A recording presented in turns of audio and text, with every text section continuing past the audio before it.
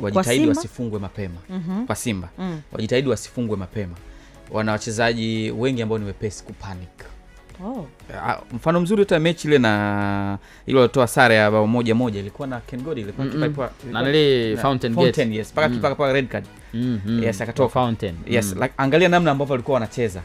Baada ya ile red card, kama walikuwa wanapapatika, hawakuwa wanafika kwa malengo katika goli. Kila mtu anataka kujaribu kupiga, kila mtu anataka kujaribu kufunga, ilisababisha wakawa wanajikuta wanafika kwenye lango lakini bila kuwa na malengo madhubuti ambayo yangeweza kuwapa nafasi ya wao kufunga.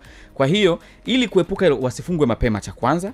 Cha pili, ikitokea wao wakafunga mapema, wana tabia moja ya kurelax, kucheza ule mpira wao wakiwa wametulia sana. Mpira huo kwa Yanga itakuwa ni mgumu sana kucheza, kwa sababu Yanga wana wachezaji ambao wana uwezo wa kupeleka moto mwanzo mpaka mwisho.